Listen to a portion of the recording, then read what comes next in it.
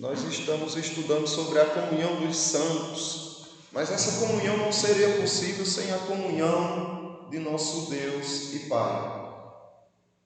E para que a gente tivesse comunhão com nosso Deus e Pai, o Senhor Jesus Cristo precisou morrer por nós e perder a comunhão que Ele tinha com Deus, o Pai, para que a gente pudesse ter essa comunhão.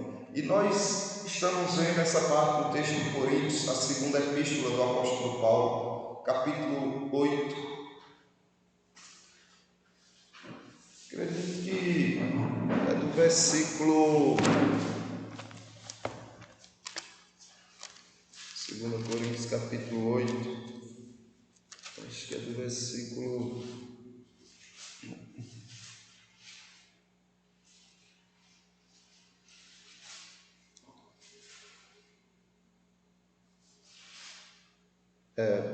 9. 8:9. Diz assim: pois conheceis a graça de nosso Senhor Jesus Cristo, que, sendo rico, se fez pobre por amor de vós, para que, pela sua pobreza, vos tornasseis ricos. Então nós vimos já que essa riqueza não está se referindo a uma riqueza material, mas é uma referência a uma riqueza espiritual. Só que nós deixamos um objetivo para os irmãos. E lembram qual foi? De vocês procurarem em casa versículos que provem que a nossa riqueza recebida em Cristo é espiritual e não meramente material, física. Alguém trouxe algum versículo ou lembra de algum?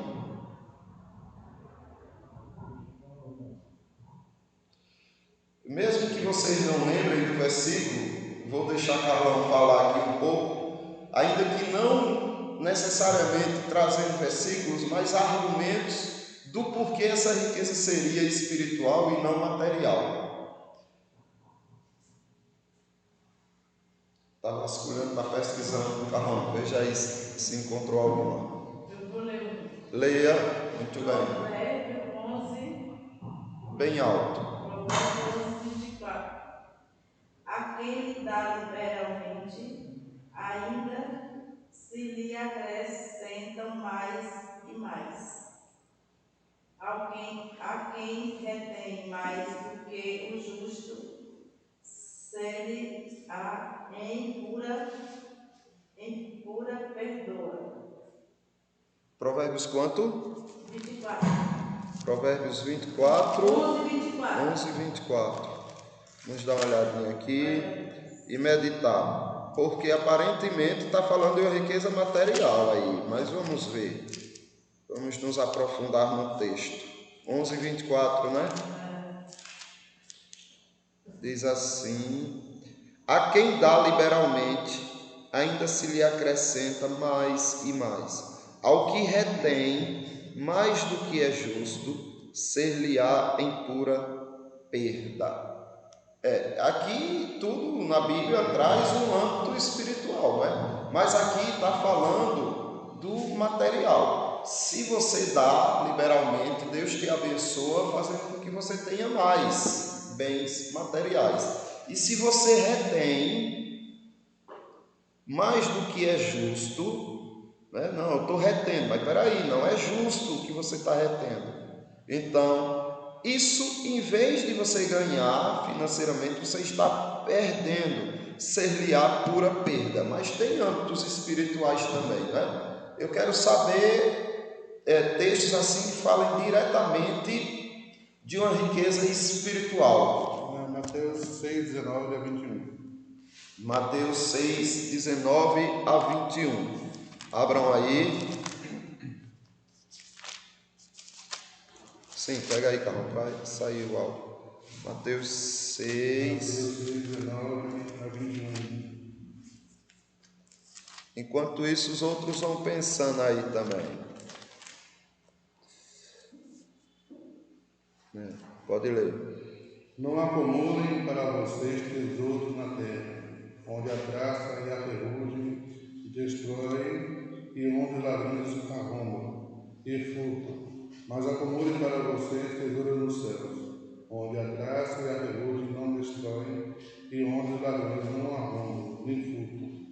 Pois onde estiver o seu tesouro, aí também estará o seu coração. Ótimo. Percebem aí que essa riqueza que nós juntamos nos céus, ela de fato é espiritual. E o próprio Jesus Cristo aqui está fazendo um paralelo, né, de pessoas que juntam tesouros na terra e se confiam nelas. Na verdade, a nossa confiança tem que ser nos tesouros espirituais. Alguém tem algo?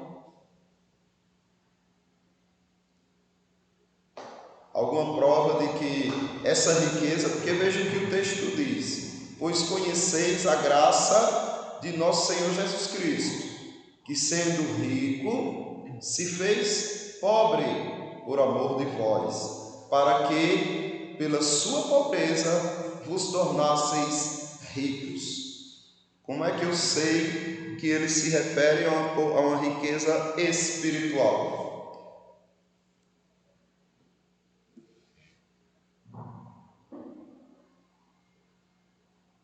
Não conseguem lembrar?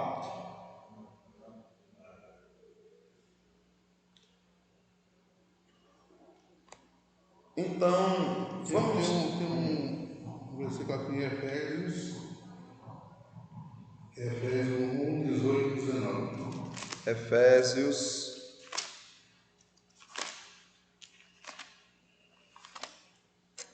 Vamos lá, irmãos aí que estão participando presencialmente, participem também com argumentos, para a gente ir treinando nossos argumentos contra aqueles que nos acusam. Por exemplo, vamos imaginar que vocês estão conversando com alguém que está em dúvida e que é da igreja, dessas igrejas que pregam a teologia da prosperidade.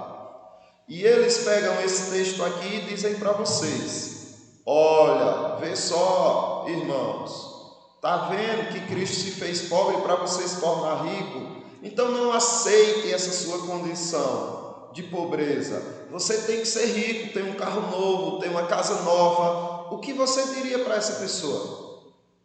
Ficaria calado, deixava ela na ignorância, diria o quê? Que você tem alguém que faz parte de uma igreja da teologia da prosperidade e ela aprendeu essa ideia de que, olha, você precisa ser rico, senão você está sob maldição. Aí ele lê esse texto para você: ó, Carlão, eu acho que é um erro a gente se conformar com essa nossa vida pobre. A gente não pode aceitar isso, porque Jesus Cristo diz que ele se fez pobre para a gente ser rico. Então como é que você vai viver sem ter um carro do ano, sem ter uma casa na praia? Não pode, Carlão, não pode, meus irmãos. Vocês diriam o que para ele? Ele se fez pobre porque ele se usurpou da glória dele, né? Se humilhou, veio como homem na terra, né? E sofreu morte de cruz, para que justamente essa riqueza, para nos dar essa riqueza, que é a graça dele, que é a nossa salvação, quer dizer, através de ele se fazer pobre, né? Tendo a morte de cruz, ele derramou a graça dele, derramou o sangue dele por nós, nos dando a salvação, né? E isso é a maior riqueza que o crente deve ter, a sua salvação, a graça que Deus derramou por ele, o sacrifício que Cristo fez. Então isso é a maior riqueza que nós devemos ter. Ok, amém. Os irmãos diriam o quê? Deixariam o cidadão na dúvida? Então, vamos... Sim, o versículo é qual? Efésios 1, 18 e 19. Sim. Efésios capítulo 1, 18 e 19. Pode ler. Oro também para que os olhos do coração de vocês sejam iluminados, a fim de que vocês conheçam a esperança para a qual ele nos chamou, as riquezas da gloriosa herança dele nos santos, e a incomparável grandeza do seu poder para conosco, os que cremos, conforme a atuação da sua poderosa força. E aí, deixa bem claro, não é isso daí? Podemos falar da riqueza.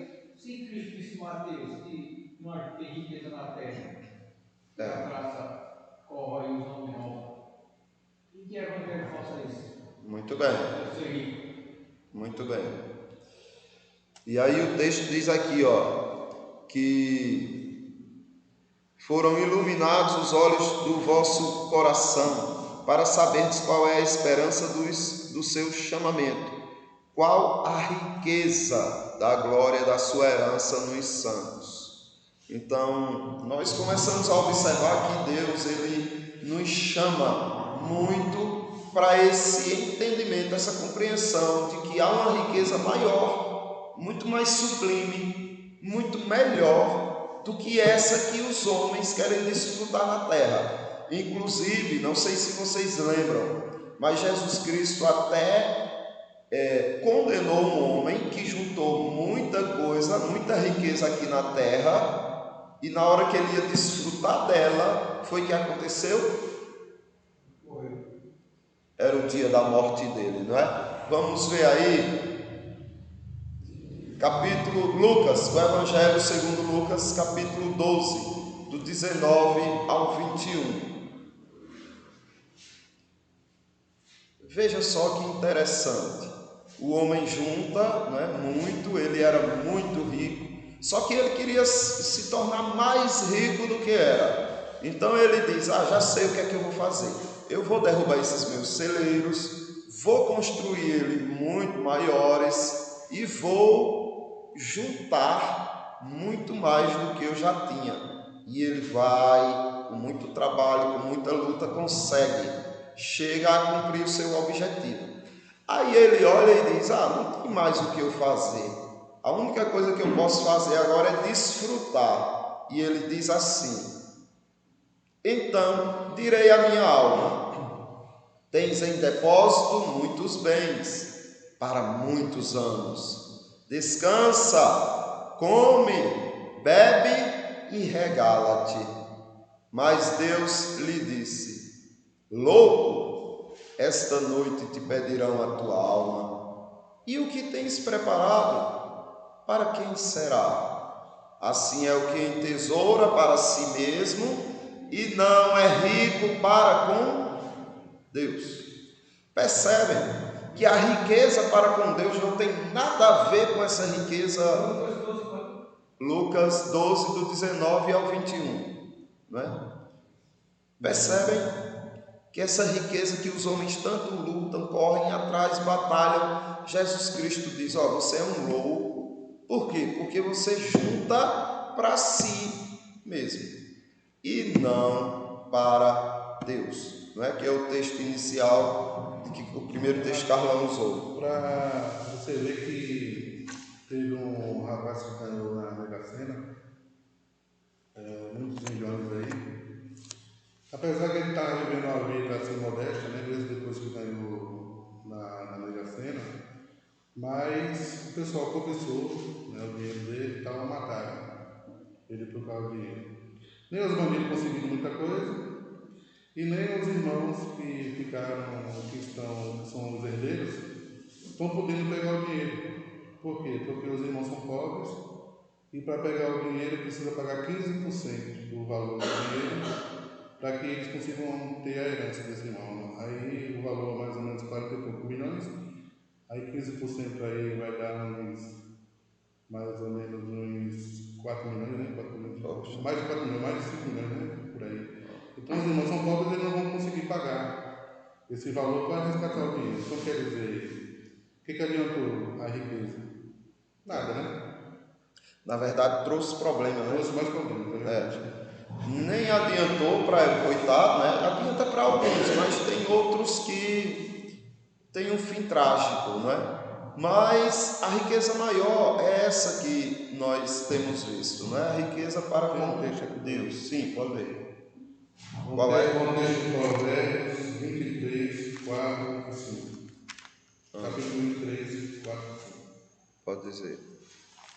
Não esgote suas forças tentando ficar rico. Tenha bom senso. As riquezas desaparecem. Assim que você as contempla, elas são águas que voam como águas pelo céu. Então, é o que aconteceu com esse rapaz aí, né? Com esse homem que ganhou milhões e não conseguiu desfrutar do que ganhou. Então veja só, o que é que diz em Tiago, capítulo 2, versículo 5. Tiago, lá no finalzinho da Bíblia, próximo a Hebreus. Leia, 2, 5. Ouvi, meus amados irmãos, não escolheu Deus os que para o mundo são pobres, para serem ricos em fé e herdeiros do reino que ele prometeu aos que o amam. Olha só, irmãos. Ouvi, meus amados irmãos, não escolheu Deus os que para o mundo são o quê? Pobres. Mas Deus escolheu eles que são pobres para o mundo, para serem o quê? Ricos. Ricos em quê? Em fé. Em fé. Ricos em fé. Então a maior riqueza que você poderia ter nesta vida era a fé. E há duas coisas contrastas nesses versículos. Sim. Quando vem lá nas menções, aquele dia ele começou a falar aí, cai no Betânia e tudo, e ele falou lembrei, Jesus disse, bem-aventurados os pobres de espírito. Isso. Por quê? Verão o reino dos céus. É. Quem é esses pobres? Quando Jesus chega diante da mulher pecadora, e expulsa 7 demônios que tinha nela, tinha 7 espíritos imundos. O homem lá tinha uma legião de espírito imundo, o galareno. Uma legião é de entre 1.200 a 120 pessoas. Numa legião humana, naquela época. Então, os pobres de espírito é exatamente aquele que só tem o Espírito de Deus. E o resto cai. É aquele que reconhece que não é nada, não é? É aquele que... justamente. E depois ele diz assim, ó, para serem ricos em fé e herdeiros do reino que ele prometeu aos que o amam. Por isso que a gente não vive. Você é um herdeiro do reino dele. Só que um herdeiro que vai receber essa herança depois. E não aqui nesta vida, não é? E Lucas, capítulo 21. Vê que interessante. Jesus Cristo, pelo que ele contou dessa viúva pobre, ela parece que para Deus era mais rico que os milionários que ali estavam. O Evangelho segundo Lucas, capítulo 21, do 1 ao 4.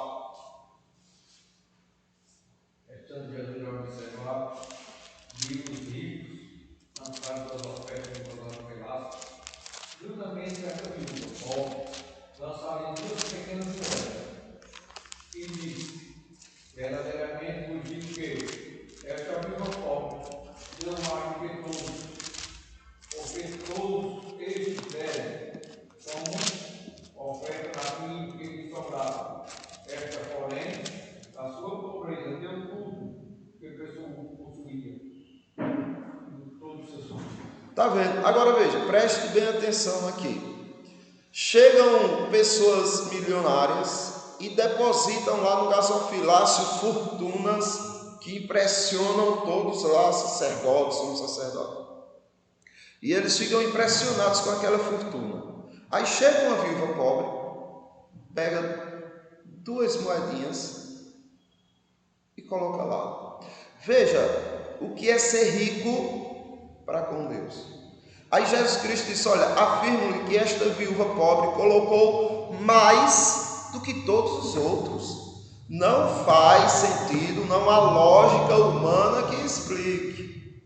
Porque você vai, digamos que nos nossos dias, o camarada colocou 100 mil reais de oferta, a viúva pobre colocou 2 moedas de 50 centavos.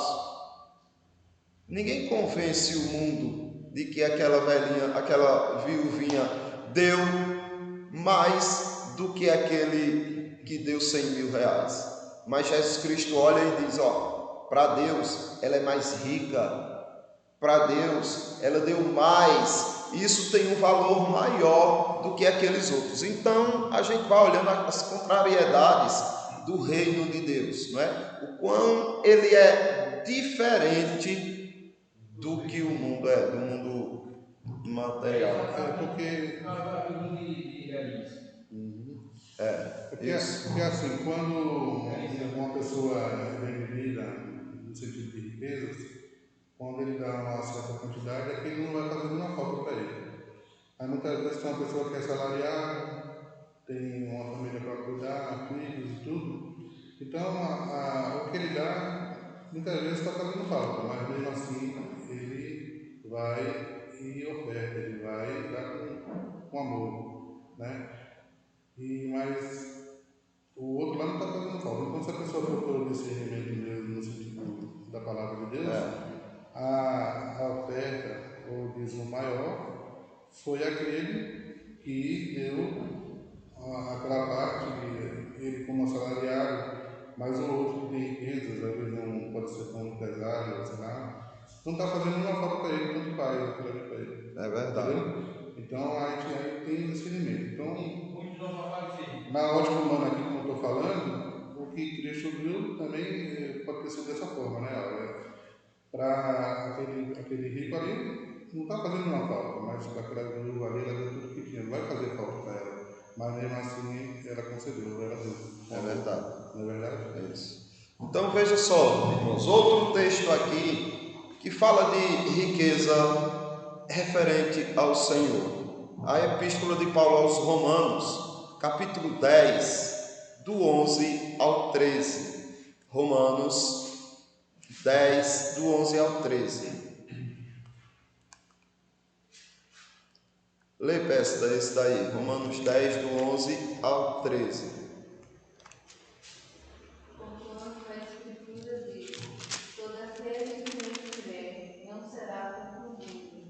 Pois não há distinção entre judeu e grego, uma vez que o mesmo é o Senhor de todos, rico para com todos os que invocam. Porque todo aquele que invocar o nome do Senhor será salvo. Então, que riqueza é essa? Dentro desse contexto, me falem, que riqueza é essa? O Senhor é rico para com todos os que o invocam. Rico em que sentido? É de salvação. Ele diz depois. Por quê? Porque todo aquele que invocar o nome do Senhor será salvo. Então a riqueza está na salvação. Isso faz lembrar um acontecimento que teve numa igreja dessa de teologia da prosperidade, onde estava tendo um momento dos testemunhos. E aí o obreiro, o pastor mandava o obreiro ir passando ali, naquele irmão, e o povo levantando a mão. Eu senti agora que fui curado de um câncer, eu tinha um caroço aqui, não tenho mais. A minha cabeça estava há tantos meses doendo, agora não está. E cada um dizendo uma coisa, e aquele alvoroço lá. E chegou numa senhora que ele perguntou, diga qual foi seu milagre, né? Que ela estava levantando a mão, ela disse, olha pastor, eu já vim muito para a igreja, só que eu vinha só por vir, atrás de coisas que não eram tão importantes, mas enquanto o Senhor estava pregando, eu senti que Deus tocou meu coração e eu fui salva. Eu senti que o Senhor me salvou hoje. Aí ele disse, sim, que bênção, tudo bem, agora me conte qual foi a cura que a senhora teve, me conte qual foi a sua bênção. Aí ela, não, eu fui salva, eu senti que o Senhor tocou meu coração hoje e eu sou salvo. Sim, tudo bem, mas me conte a bênção. Então ele ficou insistindo. Ele não aceitava de forma alguma que o fato de alguém sentir o Senhor transformando a vida dela resulta em alguma riqueza. Ou seja, um falso evangelho que a salvação não vale nada. Vale menos que o material. Vai lembrar o caso de Lázaro, né? Que quando, na questão da morte de Lázaro, as irmãs pediram socorro a Cristo, querendo que ele viesse curar ele e tal, e ele demorou. Quando chegou, ele já estava morto. E o que foi que ele fez? Ele ressuscitou. Aí qual é o maior milagre? É a cura ou o ressuscitamento? Qual é o maior milagre? É a cura de uma enfermidade ou Deus regenerar o homem, fazer o homem nascer de novo, né? Converter o homem, né? Então a gente tem que ver, né? Eu tenho que deduzir, né? Que o maior milagre é a nossa salvação. Né? É verdade, é isso aí. Então, irmãos, observe. Um texto interessante aqui em Apocalipse capítulo 2. Abram aí. Leia ali, Apocalipse capítulo 2, versículo 8 e 9. O apóstolo João, recebendo uma carta que foi escrita, que ele tinha que escrever para a igreja de Esmirna. E veja o testemunho que o Senhor Jesus dá dessa igreja. Capítulo 2, 8 e 9.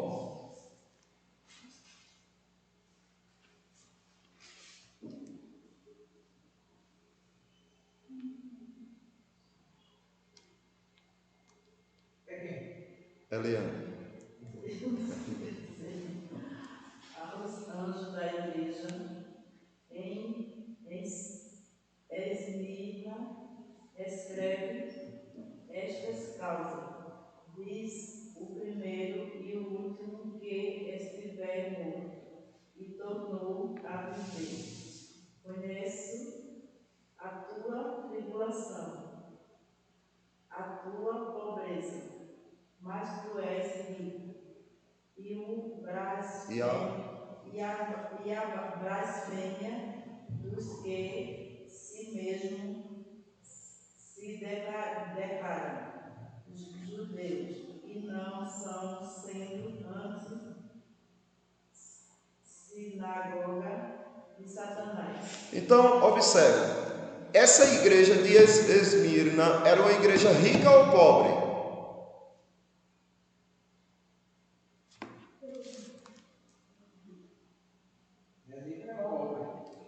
E por que Jesus Cristo disse que ela era rica? Então Jesus Cristo errou? Ela era rica, mas era pobre. Era rica materialmente, né? Não,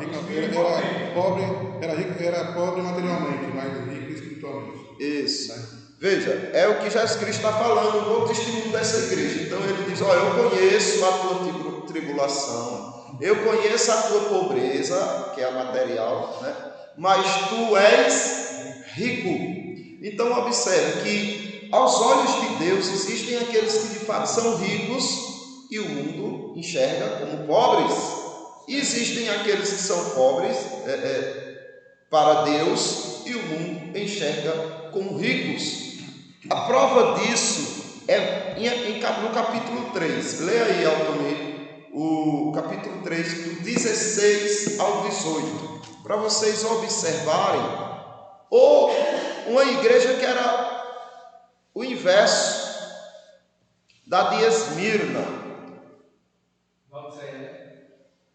Capítulo 3, do 16 ao 18. És morna e nem és quente, nem fria, estou a ponto de vomitar da minha boca. Pois dizes, estou rico e abastado, e não preciso de coisa alguma, e nem sabes que tu és infeliz, sim, miserável, pobre, cego e nu. Pode continuar. Aconselho-te que de mim compres ouro refinado pelo fogo para te enriquecer, vestiduras brancas a fim de que não seja manifesta a vergonha da tua nudez, e colhido para que injas os olhos, a fim de que vejas. Veja só, enquanto a igreja de Esmirna era pobre para o mundo, Jesus Cristo disse: vocês são ricos. Enquanto a igreja de Laodiceia dizia: nós somos ricos, abastados e não precisamos de coisa alguma, Jesus Cristo dizia: vocês nem sabem que vocês são infelizes, sim, miseráveis, pobres, cegos e nus. Então observe a diferença. Aí Jesus Cristo disse: existe uma outra riqueza além dessa que vocês pensam que é riqueza e na verdade é pobreza. É que se vocês buscarem o ouro dos céus, as vestiduras dos céus, o colírio dos céus. O interessante é que a igreja de Laodiceia, ela tinha um comércio muito forte de ouro. Ela trabalhava com tecidos e por isso a cidade era muito próspera, e elas ainda se destacavam na questão da medicina, que elas tiravam um pó de uma planta que colocavam nos olhos para curar doença dos olhos. E Jesus Cristo usa todos esses aspectos que eles tinham lá para dizer: olha, para de olhar para as coisas que tem aí, Laodiceia, e volta os olhos para as coisas que tem nos céus, porque só assim vocês vão ser ricos. E aqui é um conceito. Isso. Uma vez eu ia passando em frente a uma igreja, aqui é um cartaz lá, estava assim: pegue o que queres que eu te dê.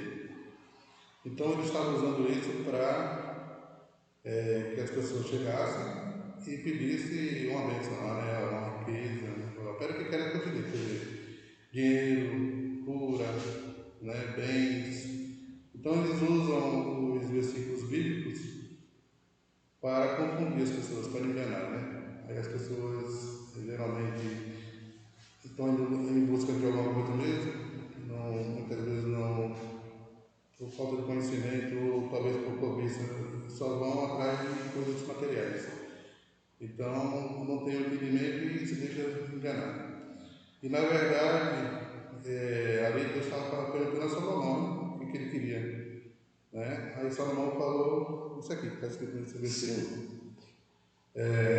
Deus disse a Salomão: já que este é o desejo do seu coração e você não pediu riqueza, nem bens, nem honra, nem a morte dos seus inimigos, nem vida longa, mas sabedoria e conhecimento para governar o povo, sobre o qual o fiz rei, você receberá o que pediu, mas também lhe darei riquezas, bens e honra, como nenhum rei antes que você teve e nenhum depois que você terá. Quer dizer, ele não pediu isso, ele pediu sabedoria para saber lidar com o povo, saber administrar o reino, né? Então, aí Deus, além de dar sabedoria, acrescentou ele com as riquezas, quer dizer, foi segundo a vontade de Deus, né? Muito interessante isso mesmo, porque Salomão, ele pediu sabedoria para poder servir, né? Para poder conduzir o povo de Deus, para poder se dar ao povo de Deus. E dentro do aspecto da cosmovisão cristã, de uma cosmovisão celestial, é o inverso. Em vez de você se tornar cada vez mais rico, à medida de cada vez você receber mais, você, à luz do Evangelho, à luz do cristianismo, se torna cada vez mais rico à medida que você se desprende mais do que você tem. Quanto menos você vai perdendo por dar a alguém, por doar a alguém, mais rico você vai se tornando. Por isso eu quero encerrar com esse texto aqui, né? Que corrobora com o texto que Carlão trouxe agora, em Atos dos Apóstolos, capítulo 20, versículo 35. Veja só, vamos trocar a palavra bem-aventurado aqui por rico, certo? Porque ser bem-aventurado é ser rico, é ser muito mais que rico, muito mais que feliz. Então, olha só o que diz Atos dos Apóstolos, capítulo 20, o versículo 35. Paulo diz assim: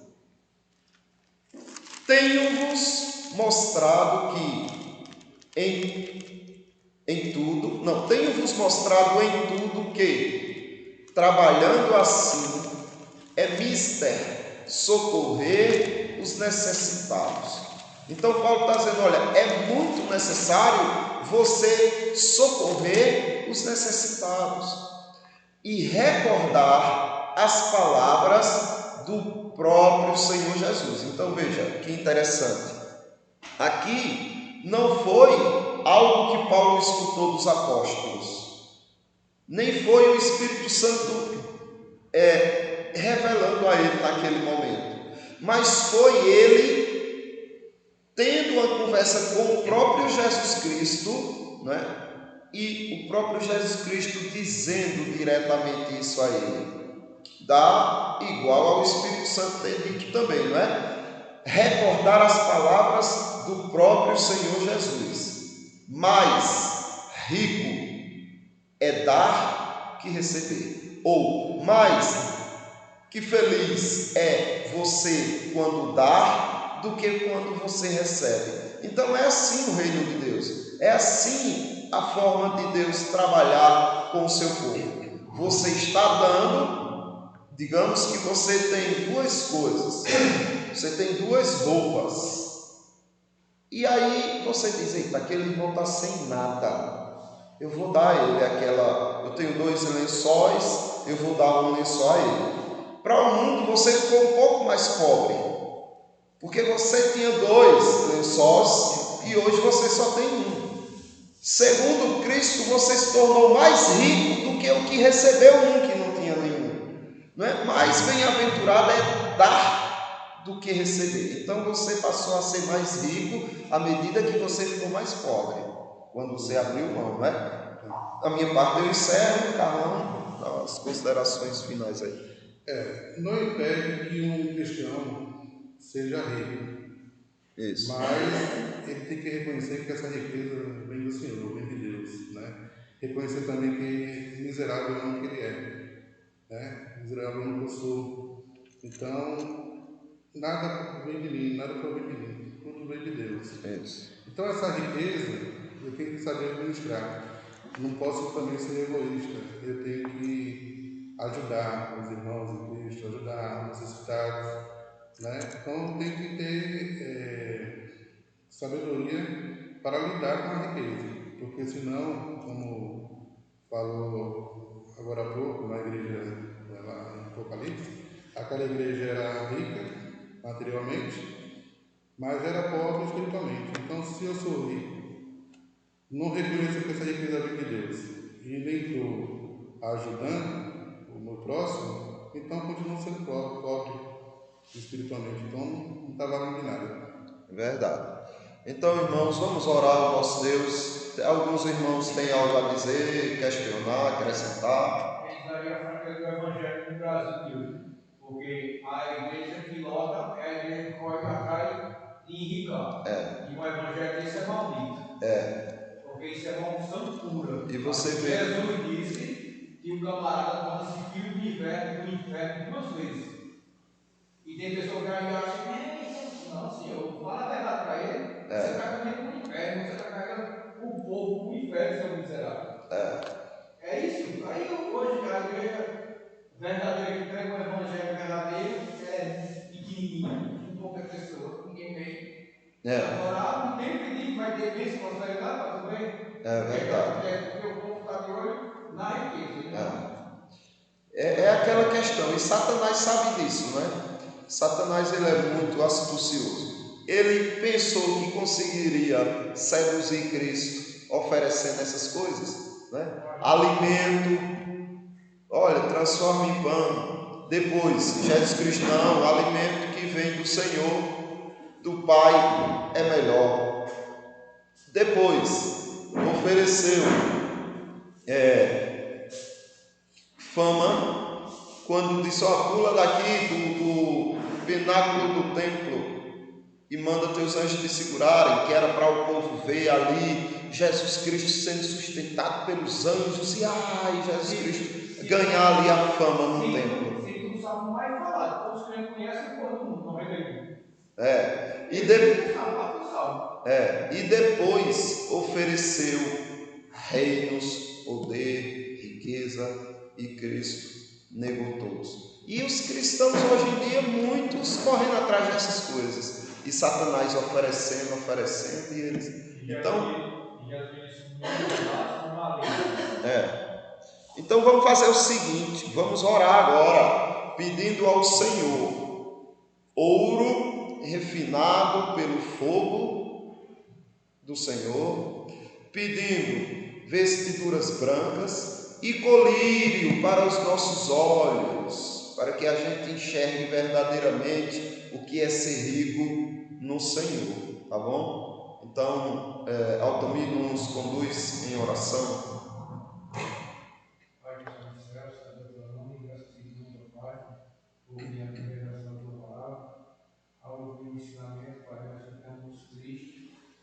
E pesaroso, o quanto nós somos tão egoístas, Pai, o quanto nós somos tão pecadores, não que oferece as coisas boas para o que serve, para o povo, para nós. Amém. Porque na régua nós reclamamos, Pai, pensando em outras coisas que não são do teu agrado. Que o Senhor possa quebrantar nosso coração, nossas vidas, que o Senhor possa entender, Pai, que nós não passamos de pó, nós somos germes, nós somos um inseto em cima da terra. Amém. E que o Senhor tenha misericórdia e cuidado de nós. E que nós possamos, ó Pai, andar firme em teus pensamentos, amém, tua palavra, para que nós possamos adquirir ouro refinado nas tuas mãos, Pai. Amém. E que o Senhor possa ter misericórdia de nós e possa nos dar vestiduras brancas, Pai.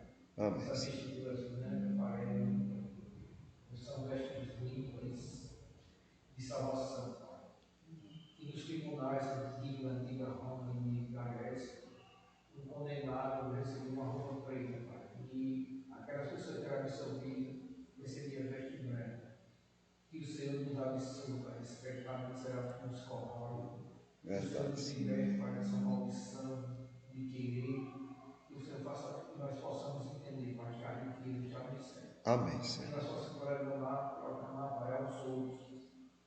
Porque se nós tivermos também conhecimento para nós não serve de nada. Verdade, Senhor. Nós pecamos por omissão, malvadeza, Pai, não verdade, ao meu irmão, ao meu amigo, ao meu inimigo, que está caminhando de cabeça de um óleo cheio de cego, ainda no abismo profundo. Verdade. Ele tem se aproximado, Pai, na terra, a tua volta, sabendo que quando a tua igreja for completa, que o Senhor dê força para o teu povo, para que cada um de nós, amém, Senhor. possa ser enriquecido por ti, Pai, em fé e em graça. Amém.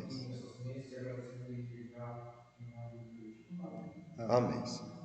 Pronto, irmãos, vamos para o nosso momento HP.